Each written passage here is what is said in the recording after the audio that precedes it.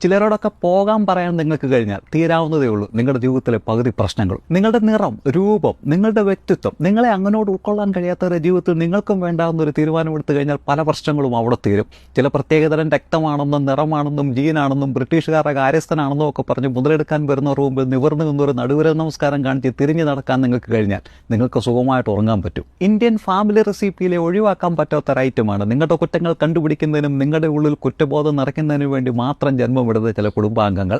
രക്തബന്ധം എന്നുള്ളത് നിങ്ങളെ അബ്യൂസ് ചെയ്യുന്നതിനുള്ള ഒരു ലൈസൻസ് അല്ല. ഒഴിവാക്കാൻ പറ്റിയില്ലെങ്കിൽ ഉള്ളിലേക്ക് എടുക്കാതിരിക്കാൻ നോക്കണം. ചുറ്റുമുള്ളവരെ എല്ലാം സന്തോഷിപ്പിച്ച് നിർത്തുക എന്നുള്ളത് നമ്മളെ ഉത്തരവാദിത്തമാണെന്നുള്ള നന്മ അടിച്ചേൽപ്പിച്ച് വളർത്തപ്പെട്ടവരാണ് നമ്മളിൽ പലരും. നോ പറയേണ്ടടുത്ത് നോ പറഞ്ഞാൽ, ബൗണ്ടറി സെറ്റ് ചെയ്താൽ ജീവിതത്തിൽ നിന്ന് പല വള്ളിക്കെട്ടുകളും നിങ്ങൾക്ക് ഒഴിവാക്കാൻ പറ്റും. ചിലർക്ക് ജീവിതം ഒരു നാടകമാണ്. ഡെയിലി 1-2 പ്രക്ഷുബ്ധ രംഗങ്ങൾ അവർക്ക് നിർബന്ധമാണ്. അതിൽ സഹനടനാകാൻ ക്ഷണിക്കും, ടൈമില്ലെന്ന് പറഞ്ഞേക്കണം. ചിലരോടൊക്കെ ജാവോ എന്ന് പറയണം.